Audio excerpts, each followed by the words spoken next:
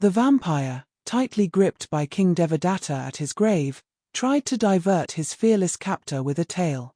Once, in the Nepalese city of Sivapura, there ruled a king named Sumrat, known honorably as the Pennant of Honor.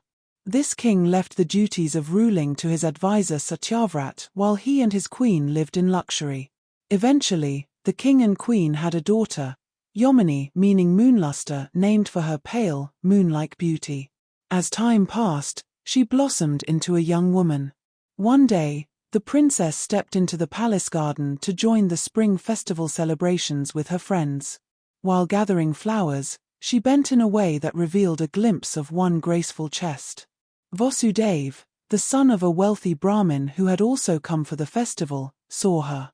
Despite his name meaning mind's master, the moment he laid eyes on her, he was overwhelmed by desire, losing all control over his thoughts. He wondered aloud, is she the goddess of desire? Or a forest spirit come to life? Before he could answer himself, the princess noticed him and instantly felt a surge of longing, dropping her flowers in surprise. Their eyes met, hearts ignited, when a sudden uproar broke the spell. A wild elephant, having thrown off its driver and broken free from its chains, charged through the garden, uprooting trees. The princess's companions scattered in terror, leaving her alone. Without hesitation, Vasudev swept her into his arms, carrying her safely away from danger.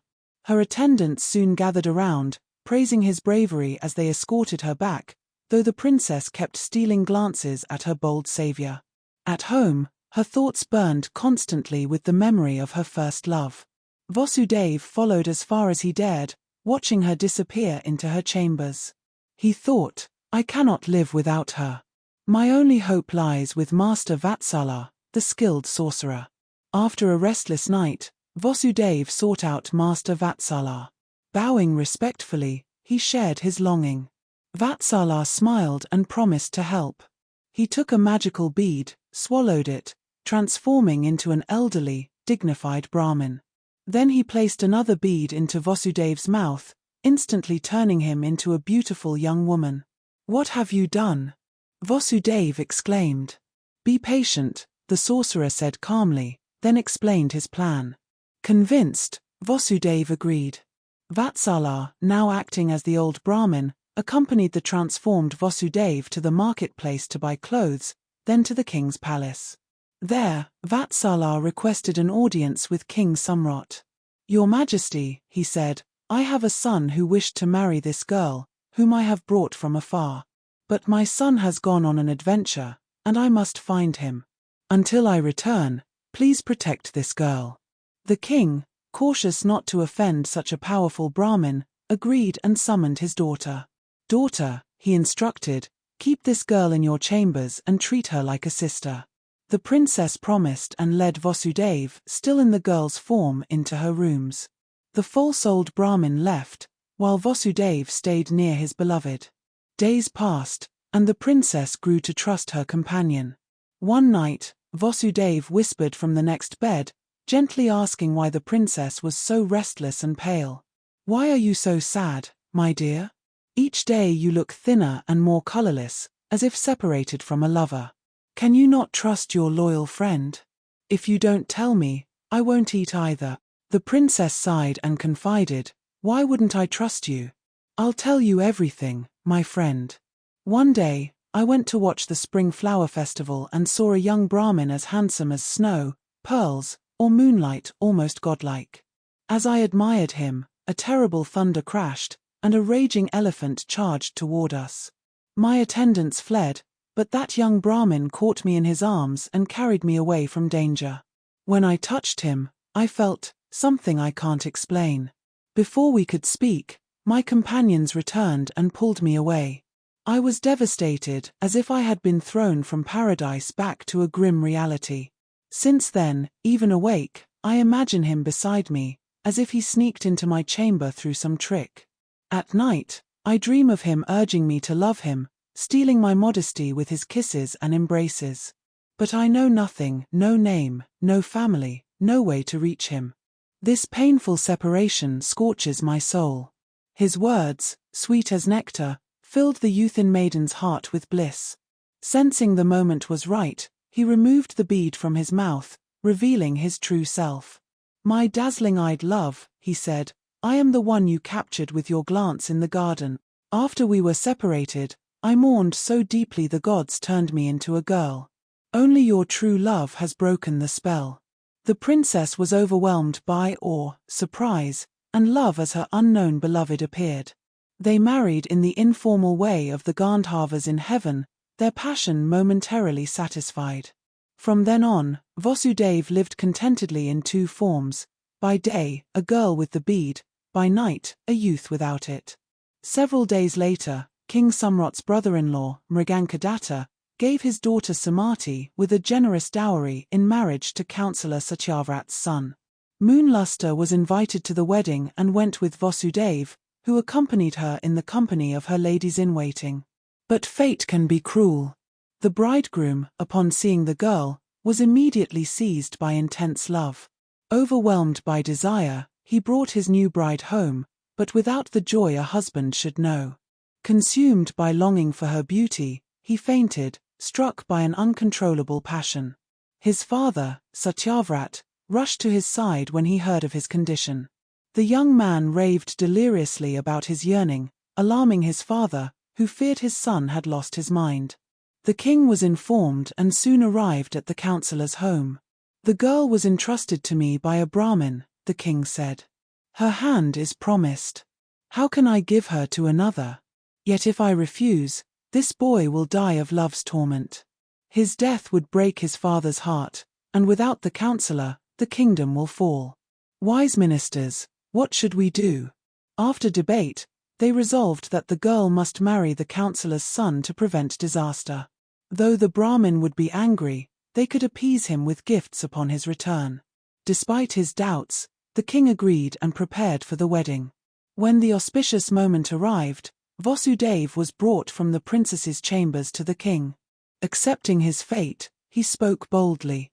"Your Majesty, if you break your promise to my father-in-law, the gods will judge that, not me. I accept this marriage only on one condition: I will not sleep with my husband until he returns from a 6-month pilgrimage to the holy sites. If this is denied, I swear I will end my life by biting off my tongue." The king relayed Vasudev's condition to the councillor's son, who, deeply in love, accepted his beloved's terms without protest.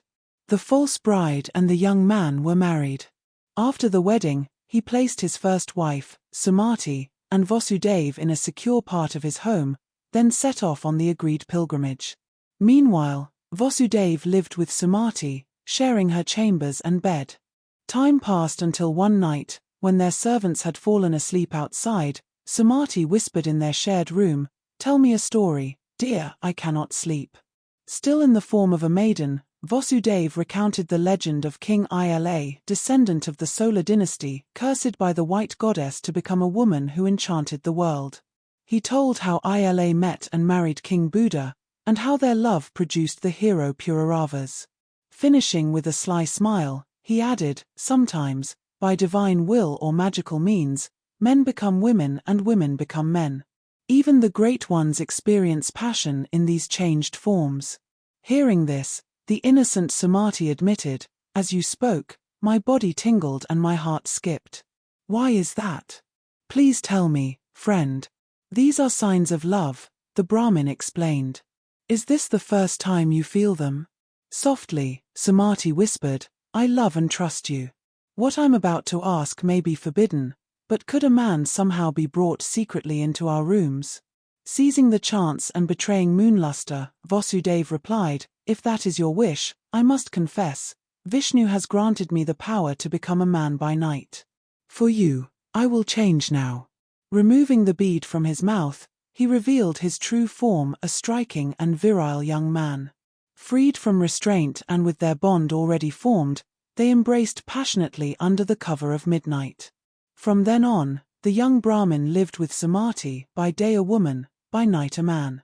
When he learned the councillor's son was due home soon, he took Sumati and escaped under darkness, eloping with her.